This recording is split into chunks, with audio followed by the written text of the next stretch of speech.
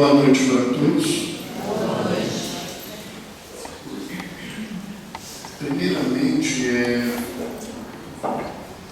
alguém teria procurado no final da tarde um dos livros que a gente tinha citado para estudo, que era o Reconciliação, e não havia encontrado mais o livro, e lá a informação que ele teria acabado. Já acabou? Não deu tempo nem de eu falar aqui. Eu tinha achado um aqui e já me avisaram na hora, já foi embora. Então, acabou o recado. O livro, o único volume que eu tinha aqui já foi. Quem tiver interesse, então, adquirir depois o livro Reconciliação, a Maria Vilma, ela se encarrega de providenciar. E quando a gente terminou o nosso estudo da tarde, alguém nos disse assim que eu fiz um estudo, botei todo mundo triste, apavorado, preocupado. Aí eu entendi porque que eu fiquei de falar de pânico e ansiedade. Eu deixei todo mundo em pânico à tarde.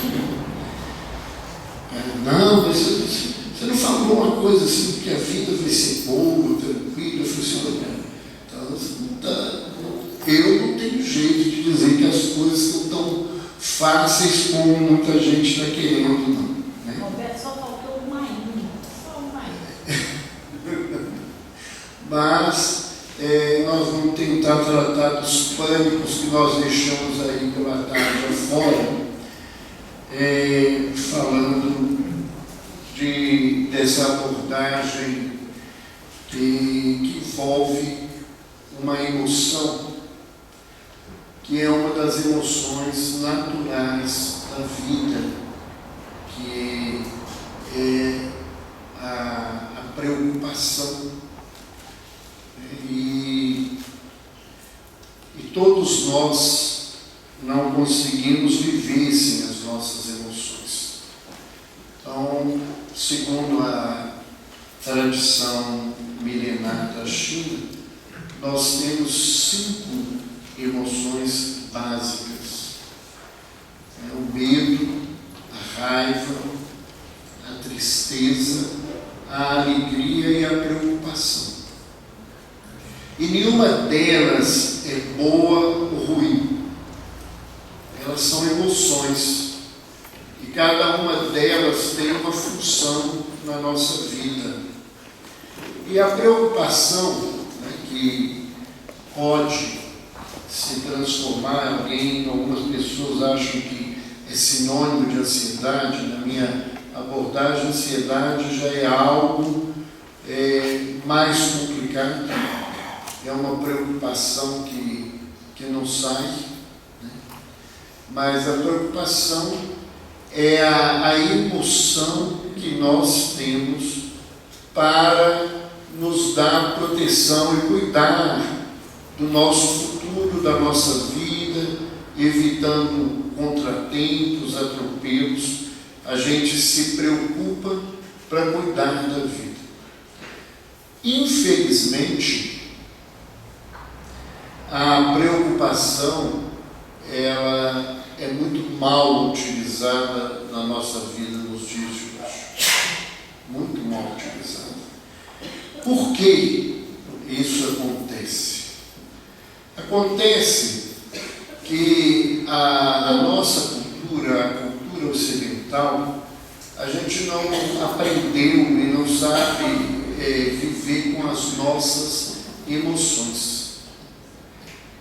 Nós somos extremamente tolhidos de expressar as nossas emoções. Se a gente fosse múmia paralítica, a gente ia se dar uma felicidade uns para os outros, não aparecer nada, não demonstrar nada, não fazer nada, porque a gente não quer saber o que o outro sente, porque nos incomoda profundamente isso. Então, a nossa sociedade não convive bem com medo. Principalmente, homem não pode ter medo na nossa sociedade. Homem que tem medo é um fracote, né?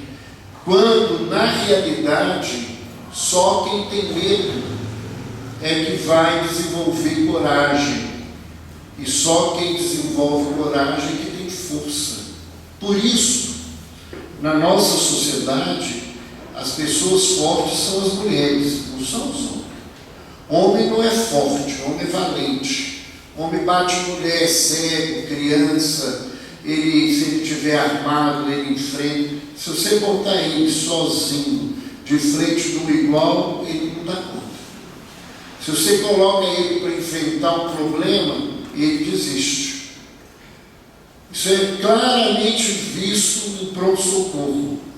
As mães chegam com os filhos, parentes, pedaço de dedo, de perna, e se viram. Os homens, quando conseguem levar, a hora que eles entregam, põem na maca e cai do lado. É mais um para a gente tratar. A maioria dos homens não dão conta de lidar com esse, não tem força para lidar com essas coisas. E é tanto por isso que a gente precisa tanto das mulheres na nossa vida, porque tem que ter alguém forte do nosso lado.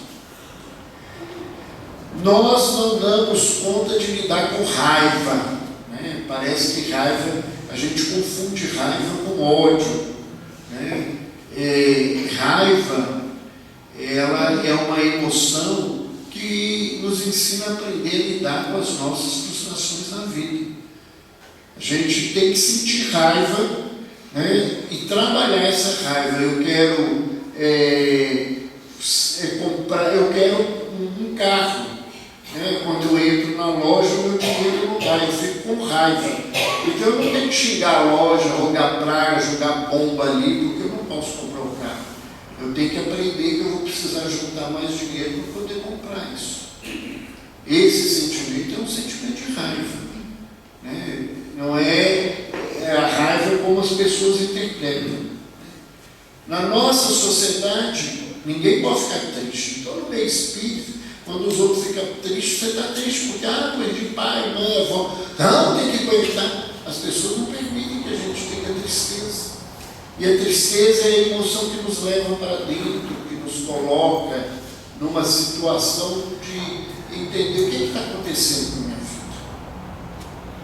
Por que eu estou vivendo essa situação?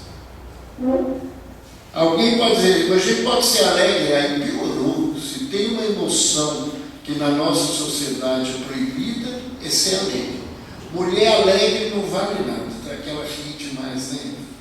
Tem gente vagabunda, né? E homem alegre, gay, já não funciona na nossa sociedade. A gente não permite ter alegria. As pessoas, né, não podem conviver com isso. Então a gente escolheu uma emoção, ficou chique. Qual que é o seu problema? Eu estou preocupado. Essa pessoa é importante, séria. Ela vive preocupada. Séria mesmo, né? Porque ela tem que ser séria. Ela tem dor de estômago, gastrite, hérnia, colite, diverticulite. Vai juntando todas as coisas que as ansiedades vão produzindo, as dermatites, tudo da vida, explode a cara, acne, caspa, tudo que a gente vai podendo criar na vida, porque a gente acha chique ser ansioso, ser preocupado. Né? A preocupação, quando ela é normal, está tudo bem. Eu tenho que preocupar em organizar um carro para viajar amanhã de manhã. Mas eu passar a noite inteira acordado, preocupado, se o carro vai ligar, se eu não sair, se vai ter trânsito, se não vai ter trânsito, o que vai resolver isso para a minha viagem?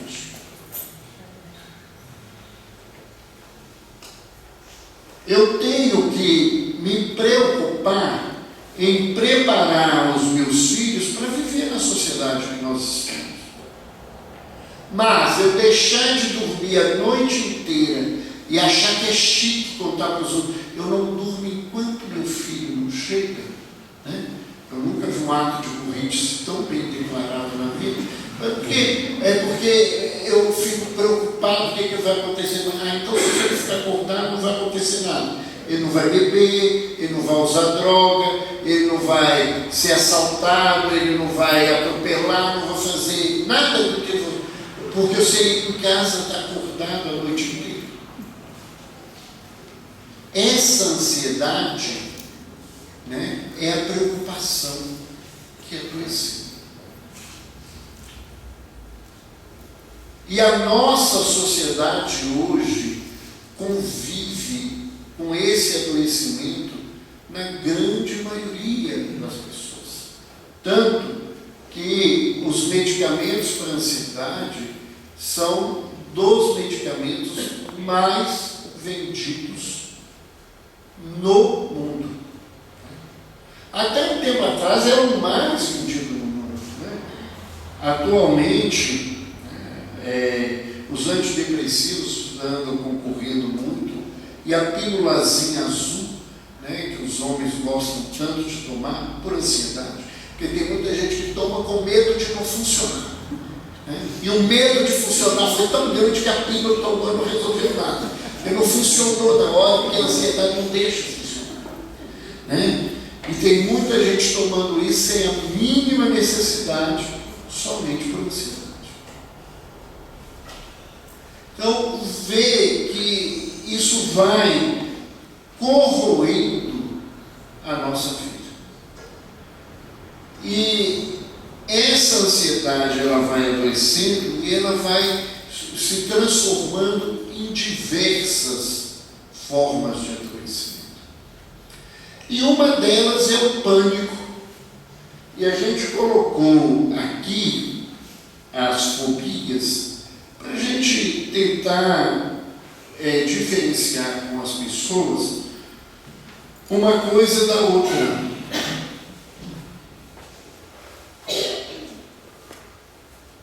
Será que não está movimentando? Está acendendo a luzinha ali, mas não está.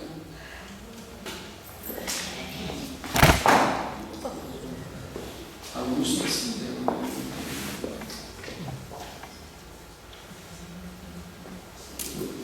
Então, a síndrome de pânico é um distúrbio de ansiedade que é nitidamente diferenciado.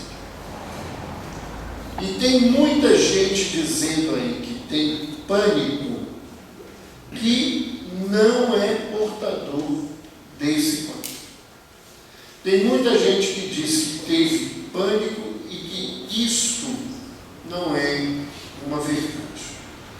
O pânico, ele se caracteriza primeiramente por acontecer de maneira súbita na vida da criatura.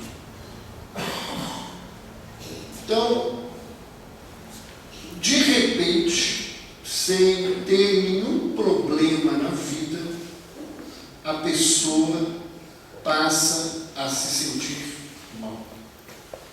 E nesse processo de se sentir mal, a criatura, ela vai imediatamente passar a colocar na cabeça dele que ela vai morrer, que ela está correndo gravemente risco na vida, e ela vai também acreditar que ela vai enlouquecer e não vai voltar. Isso é uma das marcas principais na vida. Nesse contexto, esse pensamento ele surge acompanhado de várias sensações. Uma delas, as mãos esfriam, começam a suar, o coração dispara, palpitando o tempo todo. A pessoa tem a sensação que está sufocada, que está sem ar, e que ela vai desfalecer, sumir, e que não vai ter mais solução.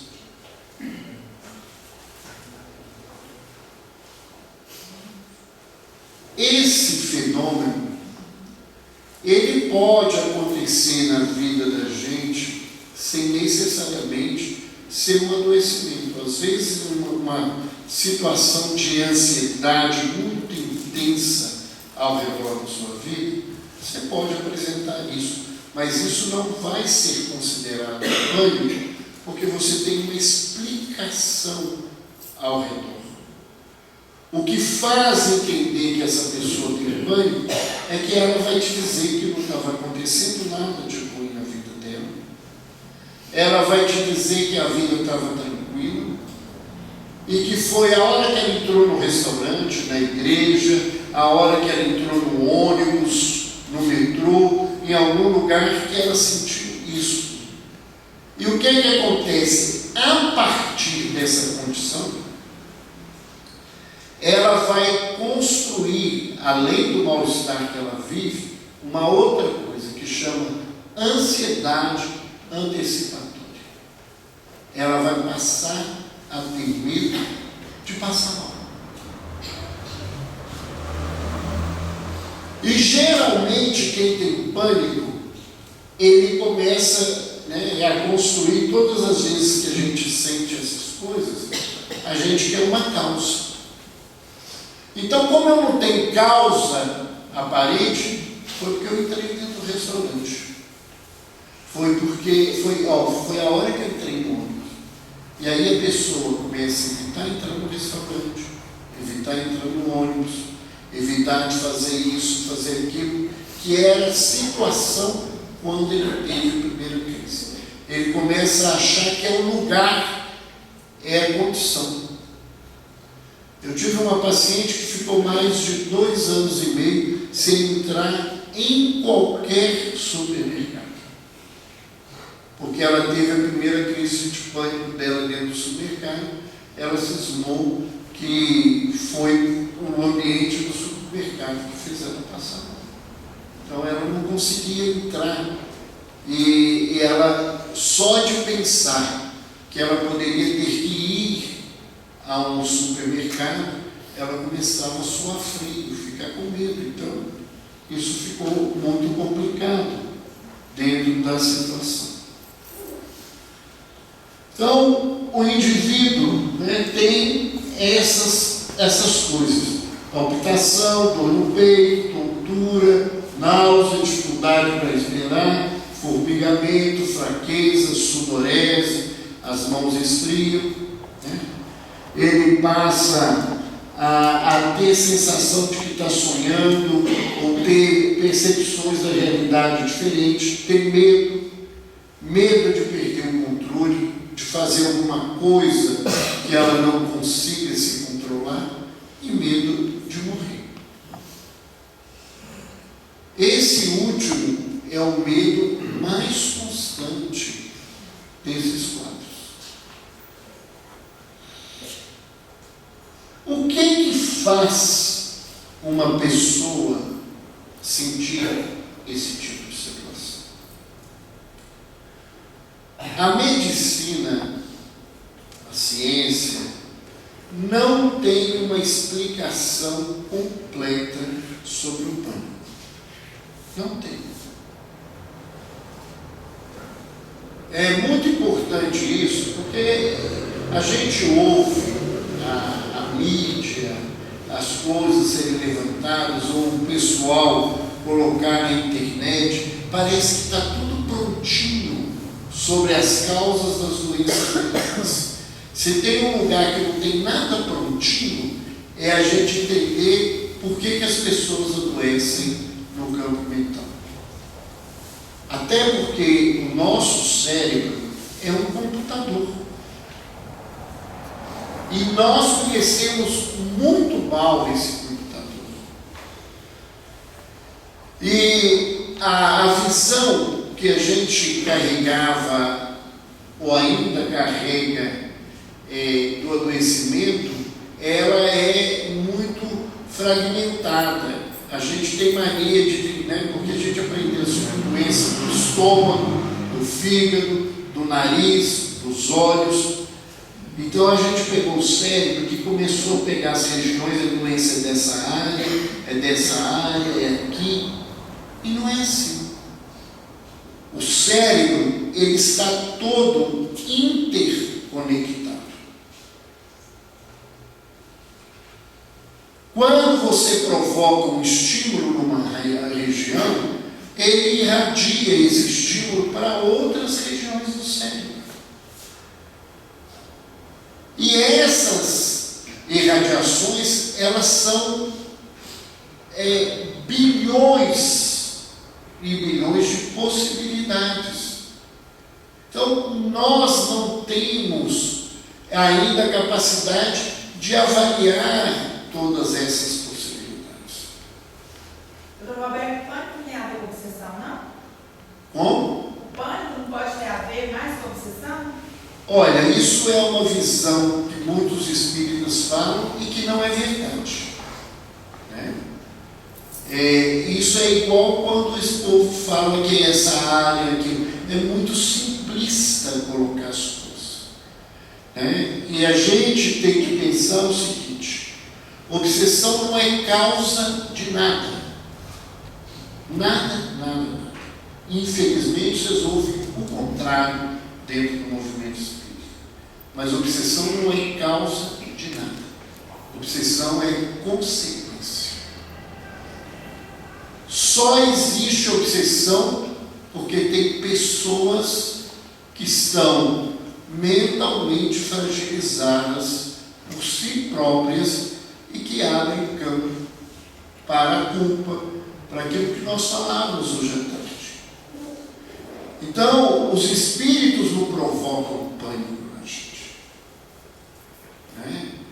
O indivíduo está fragilizado, ele carrega uma história de vida que leva ele a fazer isso, e ele pode até ter alguma influência espiritual nisso, mas a observação que a gente tem, né, é que a obsessão, ela não é, na verdade, causa desses adoecimentos. Então a medicina levanta vários, eu não vou discutir isso aqui, que são coisas técnicas, mas só para vocês terem ideia, são vários modelos falando de lugares, de substâncias diferentes no cérebro que poderiam justificar o surgimento de um quadro de pânico. Sabe-se que, do ponto de vista neuroquímico, o cérebro dá uma pane. O instrumento que a gente tem de ponte entre o espírito e o corpo físico está danificado naquele momento. Então, o controle que a gente podia fazer desse ponto de vista, a gente não vai ter com tranquilidade. Um fator interessante, né, é que tem um componente genético, embora essa influência genética ela não é intensa, mas pessoas que têm histórias de pânico na família têm mais probabilidade de terem pânico.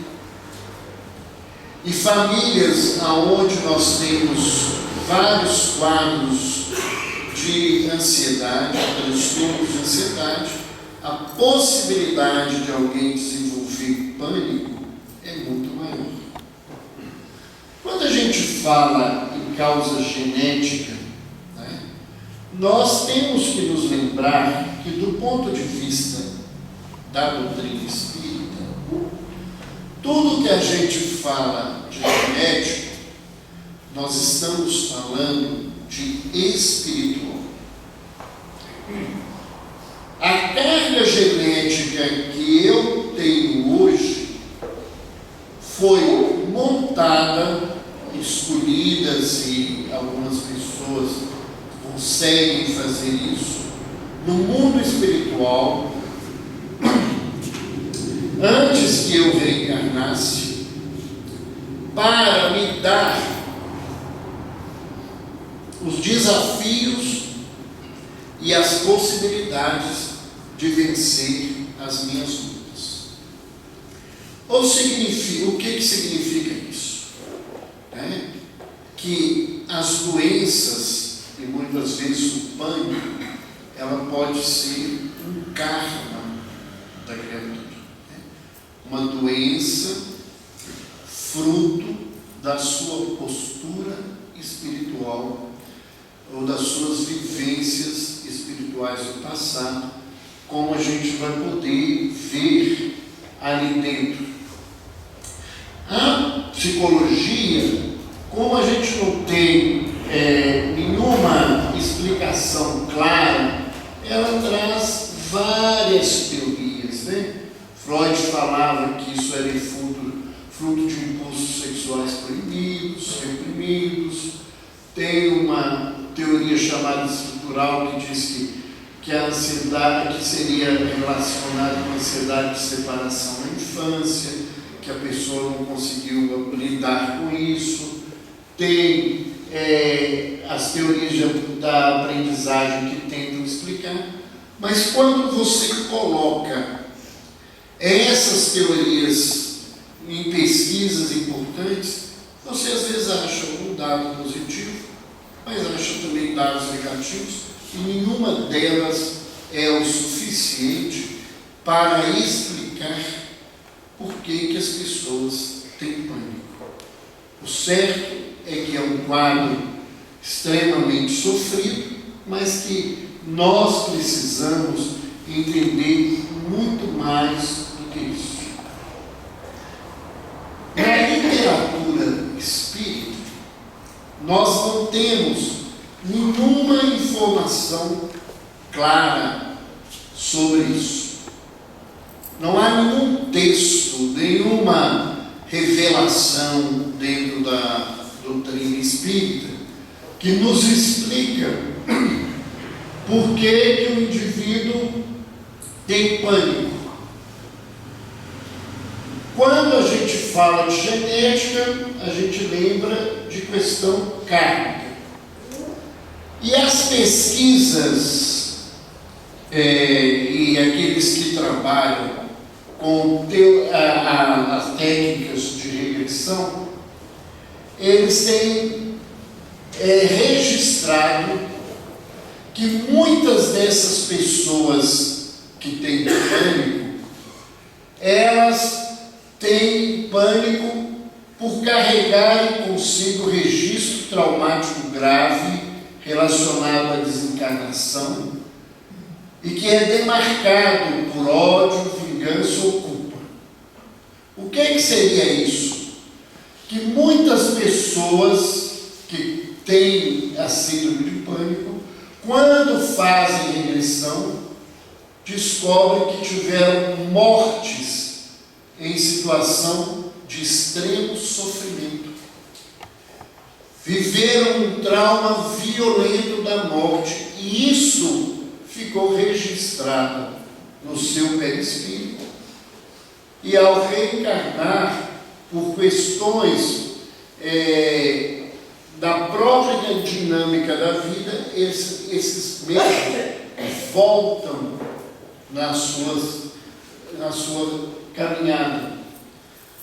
Outro dado que nós vemos daqueles que trabalham com regressão é que muitas delas foram enterradas.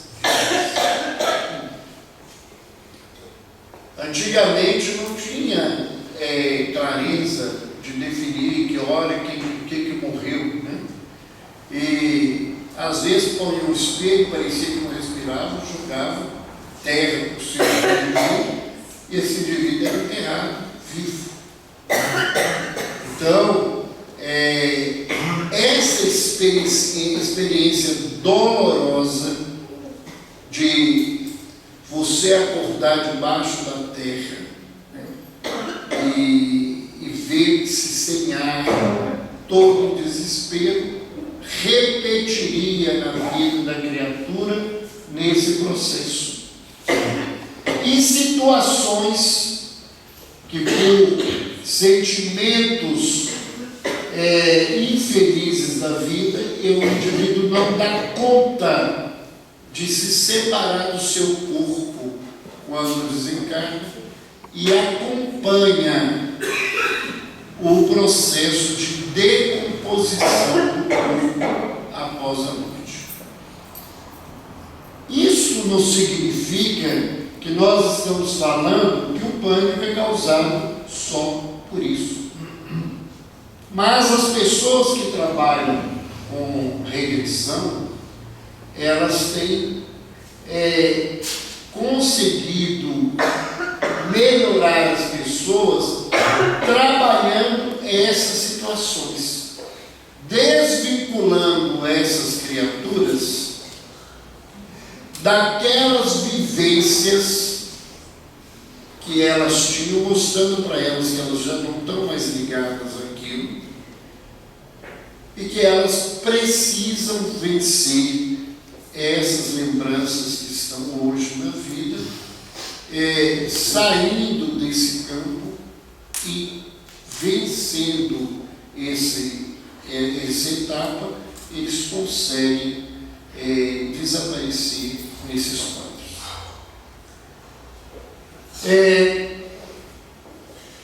Os quadros, de pânico, do ponto de vista médico, eles são muito graves e difíceis de serem tratados, porque a grande maioria das pessoas, os remédios que são utilizados para melhorar o pânico, eles gastam de 2 a 4 semanas para começar a fazer efeito. Mas os efeitos colaterais dos remédios, ou seja, aquilo que incomoda as pessoas, às vezes aparece com 1, 2 dias. Então, a grande maioria das pessoas que buscam a psiquiatria para tratar do pânico abandonam o tratamento, porque não dá conta dos efeitos colaterais. Na nossa clínica, as pessoas que são portadoras desse quadro, a gente sempre indica que elas busquem, em conjunto com o remédio, a terapia, e quando elas aceitam, a gente encaminha para o trabalho do passe, para o trabalho para o culto do Evangelho no lar, para que elas possam ser envolvidas energeticamente e darem conta desse primeiro momento que a gente tem que informar a pessoa. Eu vou te dar um remédio, mas ele pode até piorar o seu quadro nos primeiros dias. Então você vai ter que ter paciência. Então nós vamos te orientar outras situações, às vezes até usando ansiolíticos, porque embora seja uma doença da ansiedade, o medicamento para tratar disso não é os ansiolíticos. Os medicamentos que a gente usa e que tem resultado são os antidepressivos. Eles é que tratam realmente e fazem desaparecer esses quadros.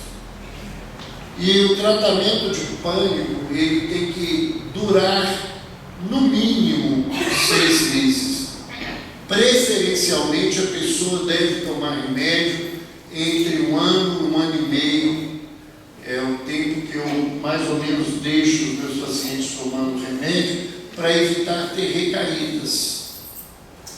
E o paciente pode ter outras crises de pânico depois que terminar o tratamento. A grande vantagem é que, para esse quadro especificamente, o organismo não cria tolerância e a gente pode voltar com o mesmo remédio e tratar.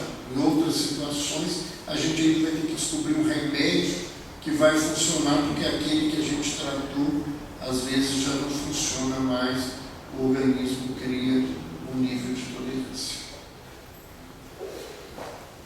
Quanto à questão do processo que envolve, ele pode acontecer espontaneamente pelo contato que o indivíduo tem com algum elemento da realidade que desperta a lembrança de outras vidas, e às vezes ele não tem noção clara do que ali a gente tem tanto estímulo, qual foi o estímulo que fez ele lembrar daquilo que ele já viveu, ou ele pode ser desencadeado por uma indução espiritual. Nesse sentido aqui, geralmente os espíritos que estão envolvidos nesse processo são espíritos vingadores, espíritos que vêm cobrar da criatura e que sabem da fragilidade que essas criaturas carregam, e elas dirigem o processo da obsessão direto para aquilo que ele tem de fragilizar e desencadeia o processo. Mas isso que eu estou dizendo é para a primeira crise, porque depois que a pessoa tem a primeira crise e começa a ter medo da primeira crise, aí a gente vira um fantoche na mão de obsessores. Até porque eles não precisam nem saber como é que induz pânico. É só ser um pouquinho inteligente e te induzir medo do medo. Começar a colocar na sua cabeça, você vai ter outra crise. Você já pensou se você sair agora e tiver outra crise? Você lembra, né? Você saiu, foi para a escola, no meio do caminho você teve outra crise. Você está querendo ir para a escola de novo, você vai ter outra crise no caminho. Então, muitas vezes, a pessoa não chega a nem ter a crise de pânico em si. Ela vai passar por essa ansiedade antecipatória e vai sofrer sem mesmo ter a crise. E ela passa a ficar incapacitada porque ela tem medo de estar num lugar onde ela não vai ser protegida. Infelizmente, as famílias, como quem tem pânico, não está usando band-aid, não está com o olho roxo, não está pálido, não emagreceu, essa coisa toda, muita gente acha que isso é frescura, que o indivíduo tem que dar conta. Eu também tenho medo disso e faço. Não é tão simples assim. A crise de pânico, ela é extremamente violenta. Um paciente meu teve uma crise de pânico dirigindo no centro da cidade. Vocês verem a loucura que as pessoas conseguem chegar a fazer quando está em crise. Ele saiu do carro, só puxou o freio de mão, não desligou o carro. Falou com a primeira pessoa que estava ali, que cuidasse do carro dele, que ele estava morrendo, e que arrumasse alguém, que ele ia morrer ali. Eles chamaram o policial, botaram ele num carro, ele entrou no hospital, a crise era intensa, ele foi para o CTI, porque eles achavam que ele estava infartando, só depois que entrou lá, que fez os exames, não tinha nada. No sentido orgânico, era uma crise de pânico. Mas ele entregou o carro dele, deixou o carro, por sorte de alguém. Foi lá e desligou o carro, achou os documentos, ligou para a família e explicou. Se fosse alguém de má fé, ou que estivesse frequentando Brasília já há alguns anos, teria levado o carro e achado que estava fazendo festa. Então, o fato é que a criatura, ela tem um sofrimento intenso. Outra questão que a gente tem claramente: o medicamento, ele é um instrumento aliviador. Tomar só remédio para pânico não resolve. A pessoa precisa fazer um tratamento psicoterápico, ela precisa de uma ajuda, porque sem isso ela não vai melhorar. A medicina convencional, ela orienta a fazer a terapia cognitivo-comportamental, inclusive colocar a pessoa para enfrentar essas coisas, mesmo que tenha crise de pânico, para ela aprender a lidar com a crise. Isso é uma técnica, e é uma técnica aceita e pesquisada. Né? Nós, e aqui nós estamos falando da questão médico-espírita, a gente que trabalha nessa área hoje, a melhor indicação, a melhor abordagem psicológica que a gente tem é fazer com que a pessoa busque a terapia de vivências passadas. Aí nós vamos enfrentar uma outra coisa. Mas não disseram que a gente não pode lembrar das coisas de outras vidas? A doutrina diz que a gente esqueceu e a gente não pode lembrar. Quem falou isso com vocês, e se falou assim, falou errado. Está lá, sobre lembranças de outras vidas, no Livro dos Espíritos, a pergunta 395 diz que a gente pode se lembrar daquilo que nos for útil. Como eu estou adoecido, uma lembrança desta pode ser utilizada para a melhora da minha vida, então eu posso recordar dessas situações. Gostaria de lembrar de que quem não é espírita aqui, que terapia de vivências passadas, isso é uma técnica hoje, né? Existe inclusive 2 institutos no Brasil que dão cursos e formações nessa área. Isso não tem nada a ver com o espiritismo. Nada a ver com o espiritismo. Essas técnicas foram desenvolvidas nos Estados Unidos por 2 psicólogos, todos 2 de formação evangélica. A doutora Edith Fiore e o doutor Maurice Netter. Nenhum deles conheciam nada de espiritismo até virem a primeira vez no Brasil a convite da Associação Médico Espírita de São Paulo, quando eles tiveram acesso aos livros de Kardec em inglês. Eles não sabiam nem quem era Kardec e trabalhavam com regressão a vidas passadas. E o fizeram porque as experiências os levaram a ver que quando as pessoas tinham esse acesso a lembranças de vidas passadas e trabalhavam essas questões, eles conseguiam melhorar várias condições das suas vidas. Então nós temos que entender que isso aqui não tem nada a ver com o espiritismo. Não é o espiritismo que criou isso, não é o espiritismo que desenvolveu isso. Mas a visão espírita nos explica o que acontece nessas lembranças.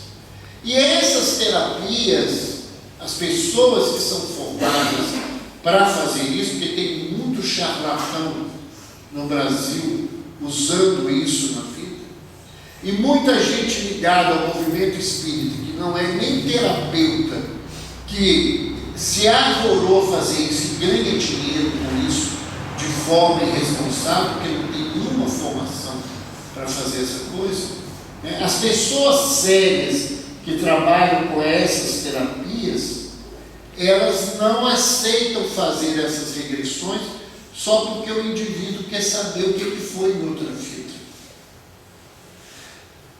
Na verdade, a gente não quer saber o que a gente foi na outra vida, a gente quer saber o que a gente foi na outra vida de importante. Porque as pessoas querem saber se foi rei, rainha, se viveu junto com Jesus, ou se foi o pior ladrão, o pior prostituto, que também foi para a história, ficou famoso. Né? A gente pode ser famoso de um lado ou do outro, Só que a maioria de nós somos João, José, Maria, Filisbino, é o ramo da história. E essas lembranças aqui não são lembranças que falam com a gente, né, você não lembra de uma vida inteira, você lembra de uma experiência que ficou marcada no seu espírito e que precisa ser trabalhada. Então, às vezes, o indivíduo vive a experiência de desencarne e sofrimento, mas ele não sabe quando que foi isso, ele não sabe em que país que foi, como é que aconteceu o resto da história. Ele sabe aquele momento que precisa ser trabalhado. E as pessoas que fazem essas regressões, elas fazem conscientes. Não tem jeito de fazer essa regressão, a gente volta e não lembra de nada. Ao contrário, ele devia estar fazendo para lembrar das coisas. Ele tem que estar consciente do que está passando. Então há todo o preparo de técnica de mostrar para o indivíduo até ele conseguir fazer esse tipo de regressão. Mas é, na verdade, o recurso que a gente tem dentro dessa situação. Qual que é a diferença entre as fobias e o pânico? O pânico é uma crise de medo de nada. Eu tenho medo, mas eu não sei explicar. As fobias, né, são medos persistentes e irracionais que a gente tem contra um objeto, uma atividade, uma situação que resulta num desejo irreversível de evitar um objeto, atividade ou situação. Então, a sensação que a pessoa vive, às vezes é a mesma sensação de quem teve pânico, mas só acontece diante de uma coisa: medo de cobra, medo de lagartixa, medo de barata, medo de cavalo, medo de andar de avião, medo de entrar em lugar fechado, de ficar em lugar com muita gente. E quando a pessoa chega no lugar onde está o objeto ou a situação da vida, ela começa, o coração dispara, a mão sua, ele começa a sentir falta de ar, ele começa a tremer, as pernas ficam fracas, se ele continuar naquele lugar, ele entra em desespero. Aqui tem muita gente que tem medo, porque medo é uma coisa muito mais comum do que se imagina. Muito mais comum, né? Muito mais comum. Então você tem vários medos, né? Hoje, depois que eu me submeti à regressão a vidas passadas, eu tive uma melhora absurda no mundo, mas eu falo que não é medo, não é medo, pavor e medo, pavor, né, de duas coisas então específicas. Uma era de cobra. Né? O meu medo era tão louco, né? A gente fica louco. O meu medo era tão louco que se eu fosse para o mato, talvez seja por isso que eu não gosto tanto de mato na vida, né? Eu ia para o mato com uma varinha e eu cutucava as moitas com medo da cobra me picar. Aí é que ela ia picar mesmo, mas ninguém precisava explicar isso para mim, que não adiantava. Eu, para andar, eu tinha que cutucar para ter certeza que a cobra não ia me picar. Mesmo que você vai dizer, mas se você fizer isso, aí é que ela vai picar. Mas eu não tinha escolha. E o outro era o medo de altura. Eu chegava perto de uma janela, numa varanda, eu tinha um pavor, eu não subia em árvore, porque qualquer altura era suficiente para me colocar desorientado. Né? Então, esses medos, eles, né, são diferentes do pânico, porque eles têm um objeto. Se não fosse pela cobra, né, e que eu não via nem em foto, nem em filme, isso, né, Esse medo, ele foi usado muitas vezes por espíritos para me perturbar trabalhando mediunicamente. Quando eles queriam me parar, eles faziam ver compra. Eu entrava em desespero fora do corpo. Entrava em desespero. Acho que hoje isso realmente deve ter se vencido, não acontece mais. Mas eu estou colocando que as fobias, elas são muito mais comuns. Tem muita gente que tem fobia de barata. Alguém fala assim, a barata não é coisa nenhuma, outra dizia assim, só se você tem pavor de barata, não adianta, né? Uma amiga que tinha pavor de barata, um dia ela estava no ponto do ônibus, e uma barata voou e caiu em quem? Nela, e caiu onde? Aqui dentro. Ela tirou a blusa, e ela disse que se precisasse ela tirava o sutiã, a calcinha, qualquer coisa do mundo, mas aquela infeliz não ia ficar com ela de jeito nenhum. E o indivíduo perde o controle. Perde o controle. Tem gente que não entra em elevador de forma alguma. De forma alguma. Eu fui a um casamento, o médico era o pai da noiva, e para você chegar no andar da festa, você tinha que subir o elevador. E o elevador estava separado para os pais da noiva, do noivo e o noivo. Ele falou assim, pode todo mundo subir. Ele não foi. Ele subiu a escada, porque ele não entra em elevador de forma alguma na vida. Ele não quis tratar. Ele tem pavor até hoje. E ele convive com essa situação. Tem pessoas que você só falar com ele em viajar em avião, ele desmaia de medo.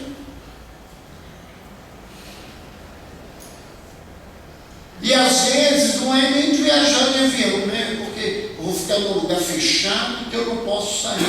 E, graças a Deus, se você sair do avião do ar, tá bom. E as coisas, elas não são do mesmo time, né? Eu tinha pavor de altura, mas eu nunca tive pavor de andar de avião. Eu tive pavor de andar de avião. A altura tinha a ver com uma outra história, com um outro contexto. Então você pode ter uma única fobia ou pode ter vários tipos de fobia. O que acontece é que esses medos, eles causam um sofrimento intenso. E isto tem que ser avaliado, não pode ser fruto de uma outra doença. Isso não pode ser fruto de delírio, de alucinação. A pessoa tem medo e a única coisa que ela apresenta, na verdade, é medo. Nós temos 3 tipos principais de fobia dentro do estudo da psiquiatria. A fobia social, que é o medo que as pessoas têm de falar em público, de se manifestar em público, que é uma das mais comuns. O indivíduo que não dá conta de apresentar trabalho na escola, de falar onde tenha meia dúzia de pessoas, de se expressar, que ela entra em desespero. Eu tive um paciente que ele era consultor da Fundação Getúlio Vargas e desenvolveu, de repente, um quadro de fobia social. Você imagina como é que alguém que tem que dar aula para empresários, fazer discussão de casos clínicos, né, porque eles chamam os casos das empresas de casos clínicos iguais a gente. Ele, de repente, entrou nesse desespero. Isso pode surgir, sim, não é? Pode surgir da vida. Você pode ter esse medo a vida inteira e ele pode, de repente, aparecer na sua vida, né? Há casos, por exemplo, que a pessoa a vida inteira conviveu com o ambiente fechado. Um dia entrou no elevador, o elevador parou, ela ficou presa, começou a sentir de repente, porque demorou muito, aquele fato, e ela desenvolveu uma fobia de ambiente fechado. E ela passou a não dar conta mais de viver aquilo, porque ela teve algo que levou ela a viver isso. Né? Porque a fobia não é uma coisa miraculosa. Você pequeno foi mordido e agredido por um pitbull. Isso pode desenvolver na vida do indivíduo o resto da vida mesmo do cachorro. Ela tem uma explicação para essa situação. Pessoas que afogaram, né, que foram salvas, às vezes criam uma fobia por água, tem até dificuldade de lavar a cabeça debaixo do chuveiro, porque tem medo de perder a condição de respirar e de morrer ali naquela condição. Fome a estrutura que a pessoa possa desenvolver. O pessoal fala, mas isso não é exagerado? Não, a gente vê de tudo. Né? Nessa terra de meu Deus tem mais coisa do que vocês imaginam que as pessoas podem viver.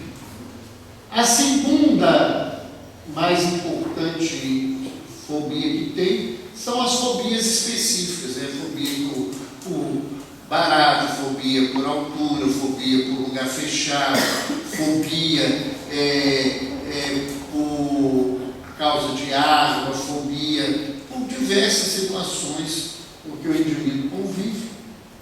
E o terceiro mais comum é a agarofobia, que pode vir ou não com uma síndrome de pânico depois, mas a agarofobia é o medo de lugares abertos, cheios. Pessoas que não dão conta de estar em lugares onde tem multidão. Não dão conta de ficar nesses lugares. A palavra ágaro, né, ágora é praça. Né, é ter fobia de ficar na praça, né, onde tem muita gente, onde estão muitas pessoas. Há muitas pessoas que não conseguem fazer isso, conviver nesse sentido. Qual que é a visão espiritual que nós temos dessas vivências? Geralmente são vivências atuais que envolvem culpa e raiva.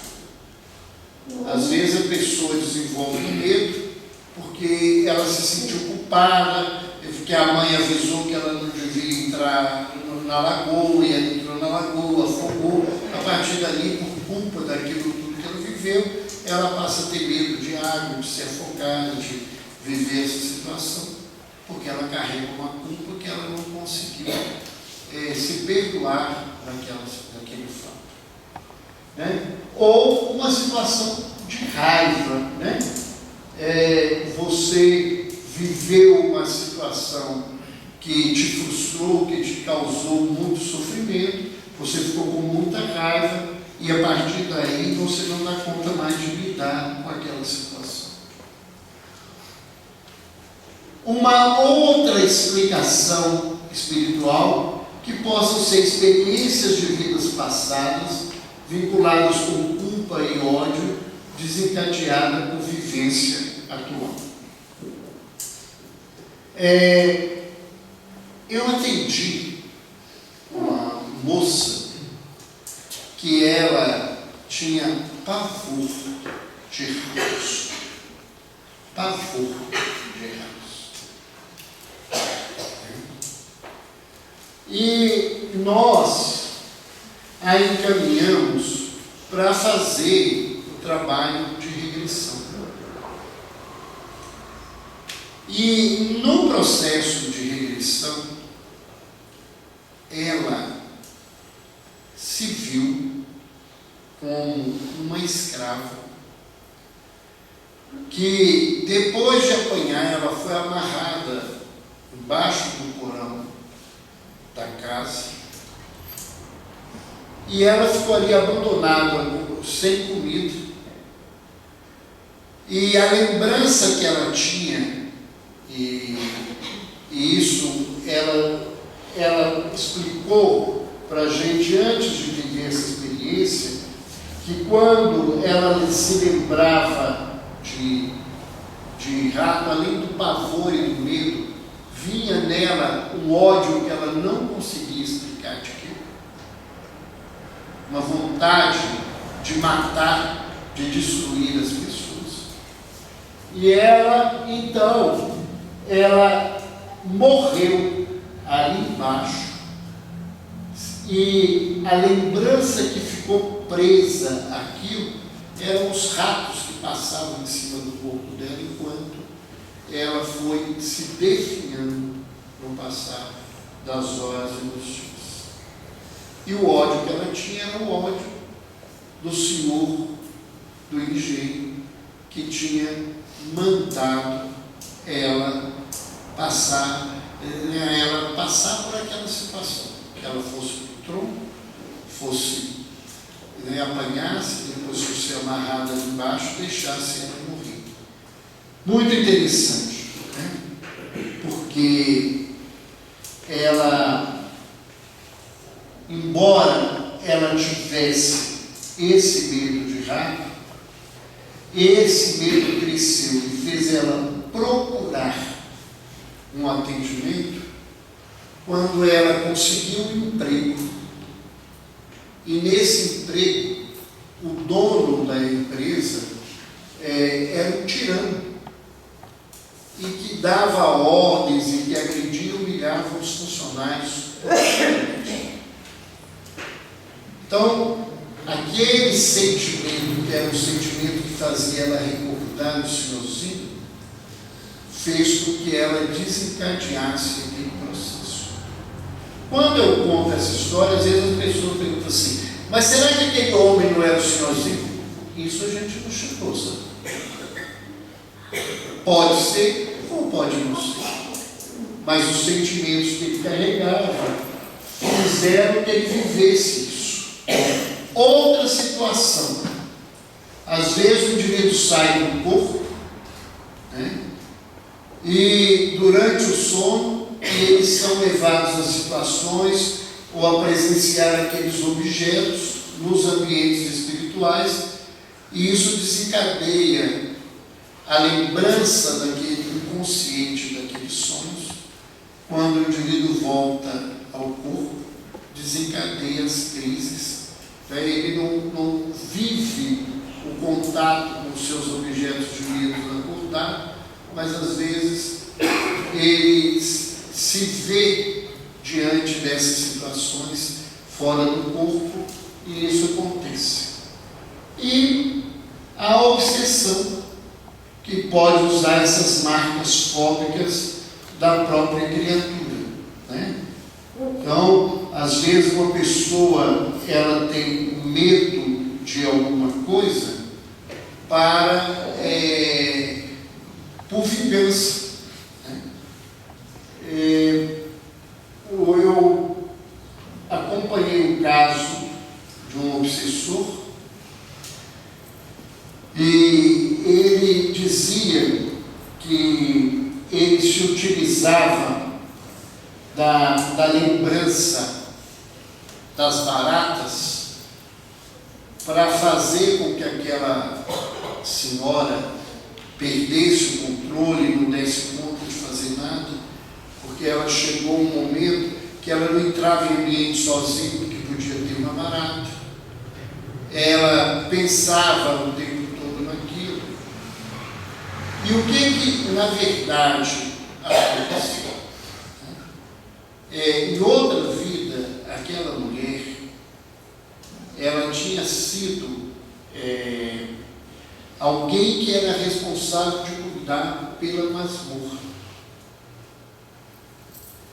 E esse espírito, ele foi preso e acorrentado, depois de espancado, dentro daquela masmorra.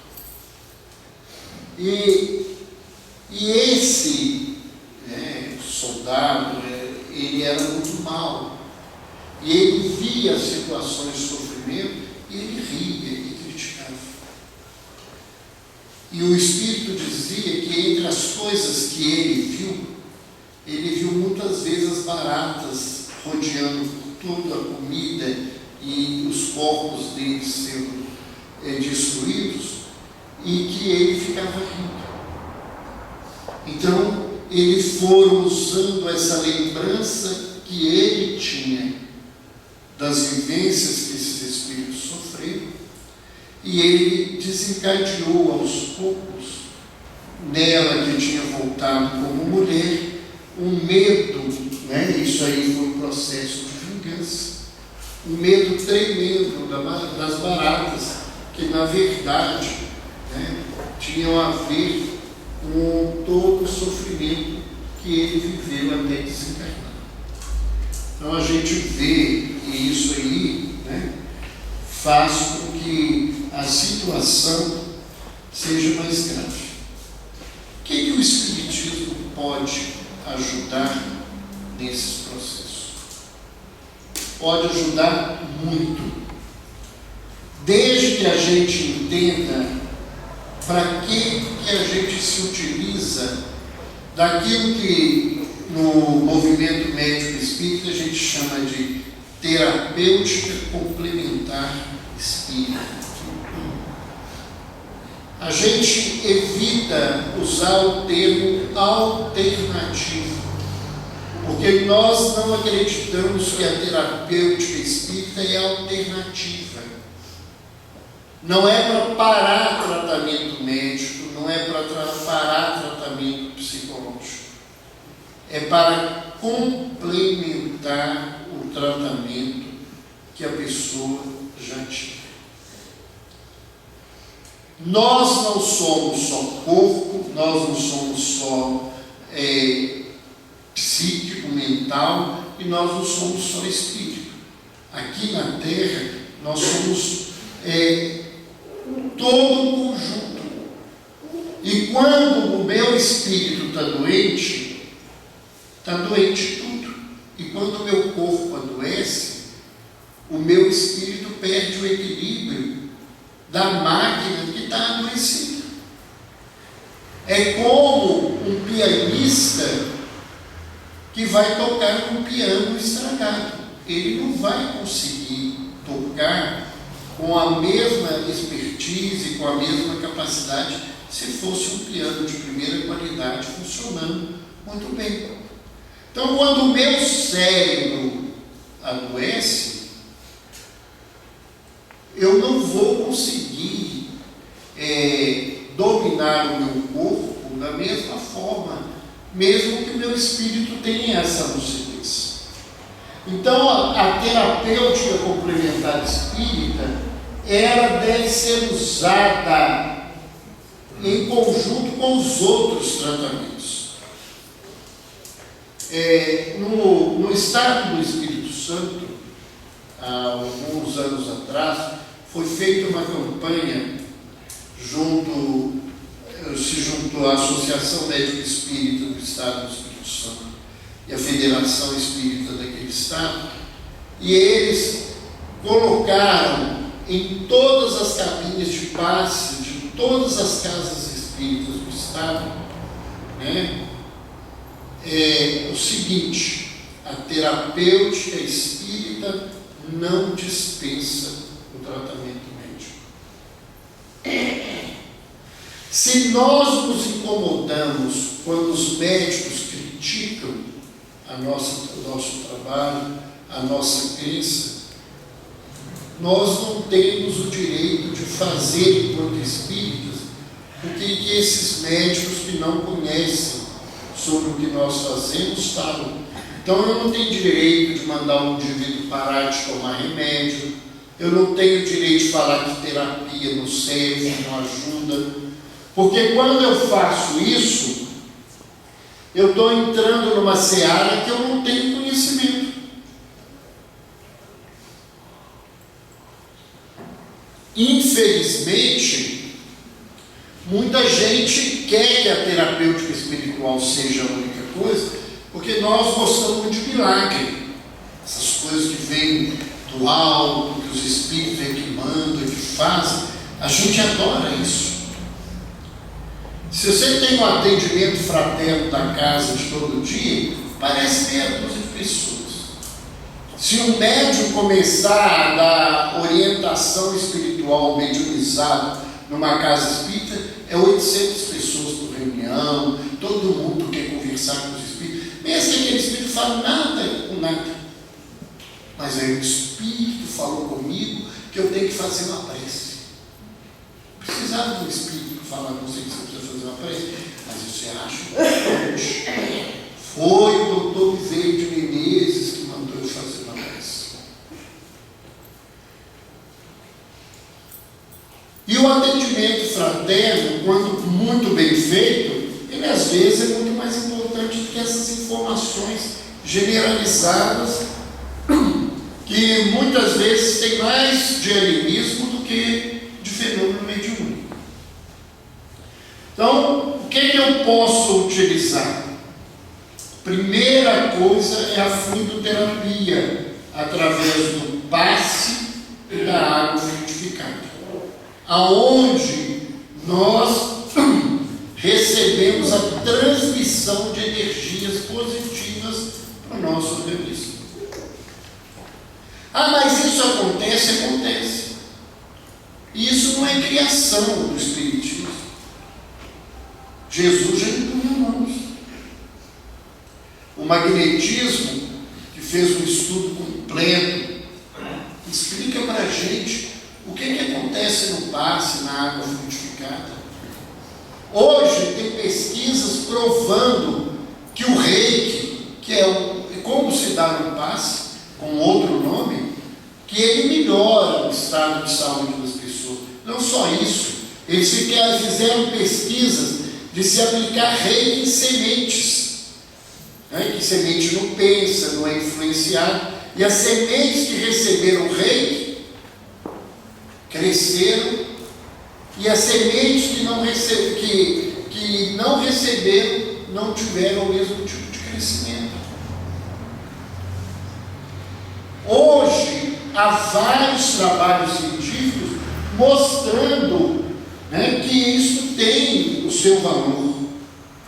Há instituições de pesquisas que estimulam esse tipo de situação.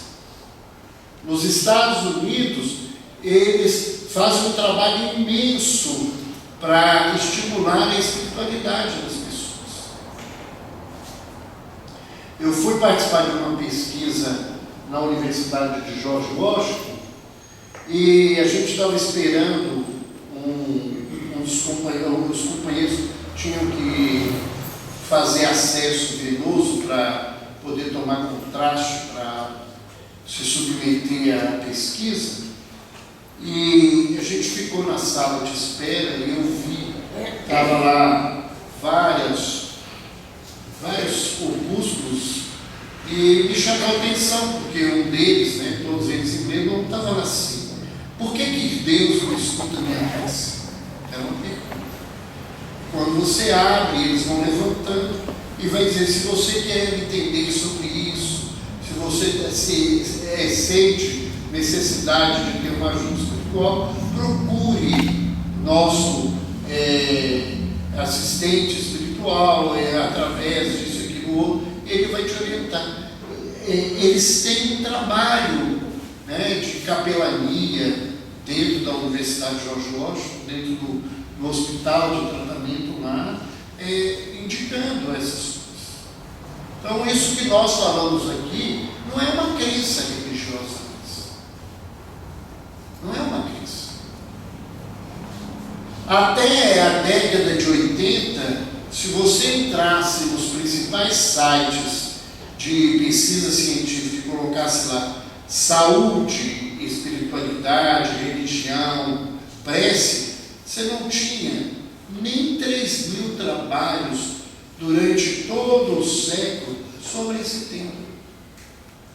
Se você colocar hoje sobre saúde e espiritualidade, eles são mais de 15.000 artigos publicados sobre o tema, ou seja, mais de 12.000 deles nos últimos 20 anos, 20, 30 anos. Então, essas terapêuticas, elas têm um profundo resultado. Então, sobre prece e meditação, há inúmeras pesquisas mostrando como que o cérebro trabalha diferentemente quando você ora, quando você medita. A meditação é uma coisa muito pouco usada ainda pelos espíritas, né?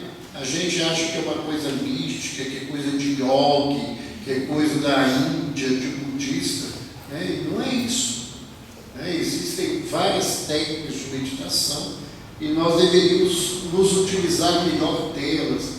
Joana de Ângeles tem um trabalho muito bonito, Edivaldo, inclusive tem um CD onde ele trabalha sobre meditação, ensinando como que nós podemos fazer isso. As leituras edificantes, elas melhoram a condição mental da criatura, né? O tratamento desobsessivo, porque você vai afastar o espírito, vai dar alívio àquele indivíduo e ele vai poder se cuidar melhor. Agora, se ele não mudar a situação, vai acontecer com ele aquilo que Jesus fala no Evangelho de Mateus, no capítulo 12. Tendo o espírito imundo saído do corpo daquele homem, foi procurar outras paragens. E encontrando só lugares secos e áridos, ele voltou àquela casa. E encontrando a casa daquele homem vazia e adornada, vazia de bons princípios e adornada de futilidade, ele foi e buscou outros 7 espíritos, e a situação daquele homem foi pior do que eles. Então não adianta afastar um espírito se eu continuar no mesmo lugar, porque eu vou arrumar outros. Aí o indivíduo vai para a reunião de desobsessão, não melhora e culpa a reunião de desobsessão. Às vezes, o trabalho de desobsessão foi feito. O indivíduo é que não mudou a vibração dele e continuou na mesma faixa. Uma outra situação, né, é as reuniões mediúnicas, né, elas são contraindicadas nas crises. Quem está em crise de pânico, quem está com crise de fobia, não dando conta de lidar, elas não têm que ir para a reunião mediúnica. Elas têm que receber ajuda, mas reunião mediúnica não é lugar. E me desculpe quem diga que isso é mediunidade, né? Eu, na minha experiência como médico espírita, não consigo ver isso. É porque muita gente resolveu transformar todos os problemas do mundo em mediunidade. Reunião mediúnica virou panaceia. Brigou com o marido, vai para a reunião mediúnica, que é mediunidade. Perdeu o emprego, vai para a reunião mediúnica, que é mediunidade. Mediunidade é uma coisa séria. Quem deve ir para a reunião mediúnica tem que ser bem preparado. Reunião mediúnica não é lugar para a gente levar qualquer pessoa. Agora, portadores controlados, pessoas que não estão em crise, elas podem ir para o estudo sobre a mediunidade e quando vê que isso está tranquilo, elas podem ir para uma reunião de educação mediúnica e se encaminhar. Quando nós percebemos que, além disso tudo, ela tem uma sensibilidade mediúnica. Ou quando a pessoa, depois de vários anos de estudo, ela se propõe a ser um auxiliar na reunião. Ela não vai para ali porque ela é médium ostensivo, mas ela vai ali para trabalhar como sustentador, como orientador, como dirigente da reunião. E isso é extremamente importante na vida dessa criatura. Então, na verdade, era esse o nosso tema.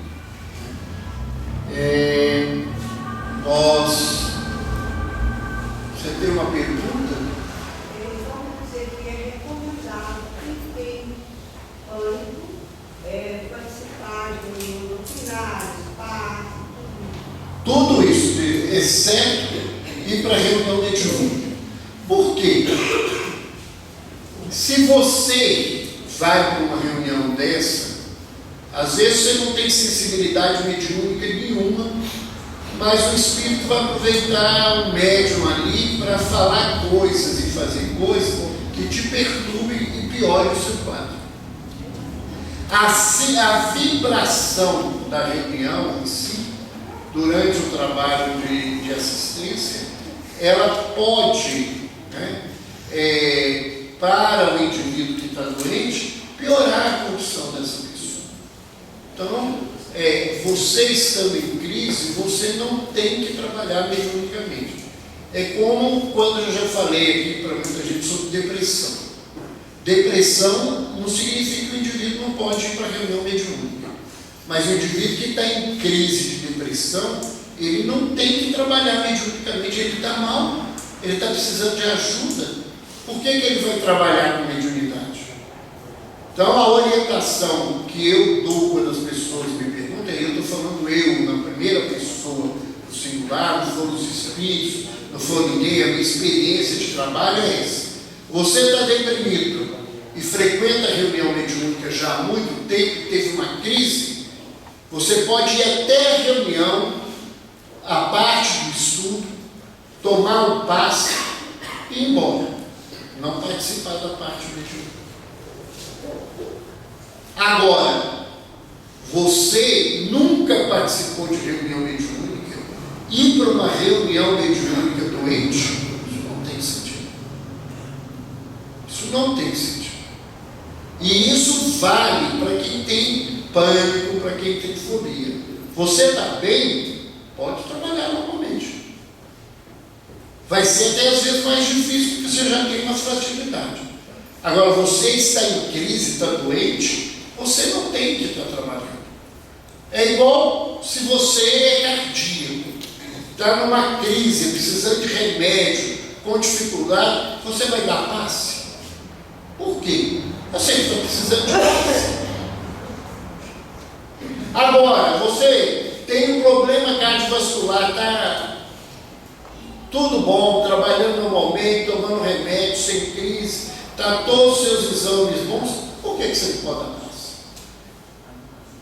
É ter bom senso. As coisas não são rígidas, elas não são fechadas. Elas não são fechadas. Que é diferente de quem alucina, quem delira. Se a pessoa alucina, ela acha que ela é perseguida, ela vê coisas, ela tem doença grave. Você vai levar uma pessoa dessa para uma reunião mediúnica? Nunca. Em vez de ajudar, você vai fazer um desserviço para ela e para a doutrina espírita. Então, doentes que são psicóticos, eles não têm que ir para a reunião mediúnica. Eles não têm que ir para a reunião mediúnica. Agora, se isso acontece num indivíduo que ele tem uma doença, um transtorno mental, ele está estável, ele não tem problema nenhum, a vida dele é como a nossa, ele trabalha, ele cuida de casa, ele cuida dos filhos, por que ele não pode trabalhar? Se ele trabalha lá fora, ele está estabilizado. Agora, se ele vive vendo coisas, ouvindo coisas, perturbado, achando que o mundo persegue, o que ele é Jesus, o que é isso, aquilo outro, aí não é lugar nessa situação. Sim. O toque tem alguma coisa de fobia também? Olha, o TOD é um tipo de transtorno de ansiedade. E às vezes eles se juntam a essa situação. Por exemplo, os quadros de pânico, 60% das pessoas que têm pânico desenvolvem depressão. E 12% das pessoas que têm pânico tentam suicídio. Então, o índice de suicídio é muito alto. E a gente vai ver que toque, crise de ansiedade generalizada, fobia, pânico, quando as pessoas apresentam um quadro, às vezes eles apresentam outro junto. Eu atendi durante muitos anos, hoje ela não tem fisicamente condição mais de fazer terapia, uma senhora que além do toque, ela tinha um monte de fobias.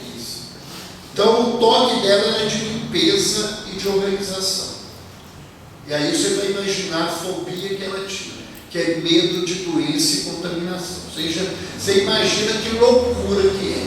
Você tem mania de limpeza e você tem medo de ficar doente, né?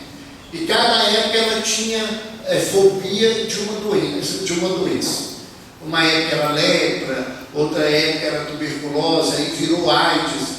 E não é coisa assim, eu tenho medo, não. Ela tinha pavor.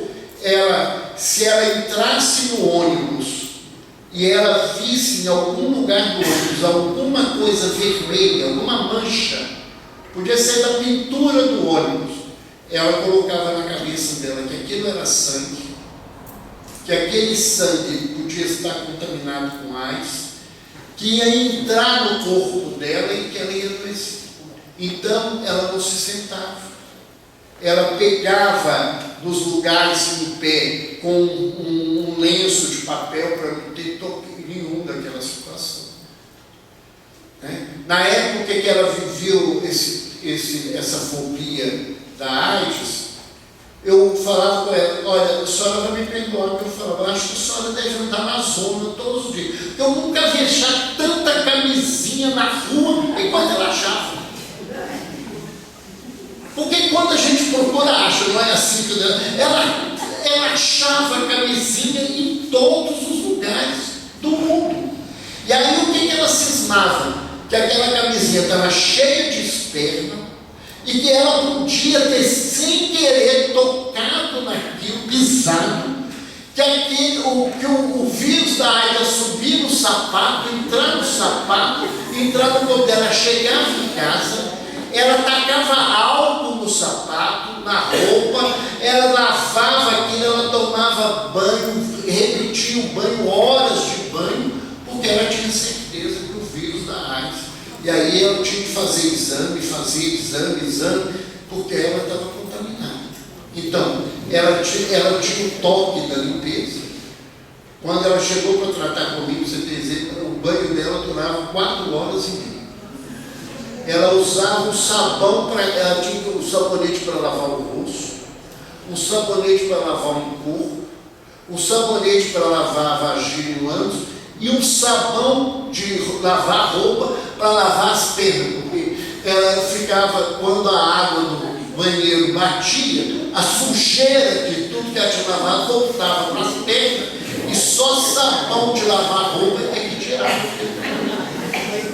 E se qualquer um desses sabonetes ou sabão caía no chão, ela não pegava, tinha que pegar um novo e começar tudo. Então vocês imaginam o sofrimento, isso era feito com choro, com lágrima. Essa história da AIDS, ela é uma mulher culta, extremamente culta. Ela entendia de AIDS muito mais do que eu, que era psiquiatra. Ela sabia, mas o raciocínio dela na doença, o que ela sabia da doença não valia nada. Ela perdia a noção que o vírus não ia subir no sapato, que isso não era assim desse jeito. Para ela, estava perdida a situação. Ela mudou o dia da terapia quando ela cismou que o meu paciente que entrava para a terapia antes era gay. Então, se ele era gay, ele tinha AIDS. Como eu me recusava a dizer aonde que ele sentava, em que cadeira, e ela podia sentar na cadeira que ele sentou, né? Eu propositalmente disse: não vou falar isso, não, eu não tenho que envolver o outro paciente aqui. Então ela não aceitou mais ir no mesmo dia, para ela não ter risco de sentar e pegar AIDS naquela cadeira. Então você vê o sofrimento aí, ela associava as duas doenças. É a gravidade que a gente vê dessa situação. Parece que o raciocínio fica paralisado. Aí quando faz terapia de vidas passadas, o conhecimento do que levou a esse processo, por si só já é terapêutico? Não, o que acontece? não é isso não. Não basta você saber o que aconteceu, por isso tem que ser feito por alguém especializado. Você tem que trabalhar qual que é a emoção que está atrás daquilo e o que você tem que fazer. Às vezes você tem que trabalhar perdão, auto-perdão, você tem que trabalhar outros níveis de sentimentos para sair dessa situação. orgulho, vaidade, né, coisas que podem estar envolvidas com esse trabalho. Não basta a gente saber o que aconteceu na outra vida, não. Você tem todo um trabalho feito com uma pessoa para ela se refazer daquela emoção com qual ela viveu. Sim? Terapia de renascimento é igual à terapia de vidas passadas? Como? Terapia de renascimento seria igual à terapia de vidas passadas? Olha, eu não sei, mas acredito que não seja. Porque terapia de renascimento pode ser alguma coisa que trabalhe só de volta aquilo que você experienciou no útero e na sua vida. É uma lembrança de vidas, mas não é, às vezes, com uma outra que vai trabalhar com outras experiências de outras vidas. Tem gente que só trabalha com as lembranças que você carrega no útero, porque não acredita que você tenha outras vidas. Então, o terapeuta só trabalha com aquele tipo de situação. Não tem nada de errado, é o que ele acredita, é o que ele se formou para fazer. Acho que o que você está chamando de terapia de renascimento é uma terapia que existe um grupo forte no Belo Horizonte, ligados à Igreja Católica, que fazem esse tipo de terapia. Dizem que chega a ver vidas passadas também. Pode chegar, mas eu não, com esse nome eu não poderia dizer para você que é a mesma coisa, nem dizer que não seja. Então nós vamos interromper, que nós já passamos aí do horário demais, senão o pessoal fica bravo com a gente, tem um monte de gente precisando ir embora, tem gente que tem compromisso. Eu queria agradecer mais uma vez a oportunidade, agradecer aos companheiros, agradecer a família, né, que a gente foi construindo nesses anos. Né, são muitos anos onde a gente tem uma família realmente. Né, e essa oportunidade, como eu falava à tarde, eu não faço nenhum esforço para estar aqui. Para mim é um prazer estar, eu já reservo a data, infelizmente não podendo mais fazer e atender os desejos do Dolores, que quer que eu fique uma semana, eu não sei se é para ela me obsidiar melhor ou eu obsidiá-la. Acho que 3 dias de obsessão, 2 dias de obsessão, ela sente abstinência o ano inteiro de eu não atentá-la, de eu não amolá-la o tanto. Então eu faço esforço de ser chato na cabeça dela 2 dias seguidos, para ela não ter abstinência nesse período. Mas para a gente é uma alegria, né? E nós estamos agradecendo a presença de vocês, o carinho. Temos aí essa muita gente que veio só nos escutar, pelo carinho e respeito que tem, pelo trabalho que nós realizamos. E nós, desde já, de todo o coração, pedimos ao Pai que os abençoe, que retornem aos seus lares em paz, com tranquilidade. Nós vamos passar a palavra para Maria Vilma, para que ela possa, então, interromper a nossa tarefa nessa noite. Muita paz.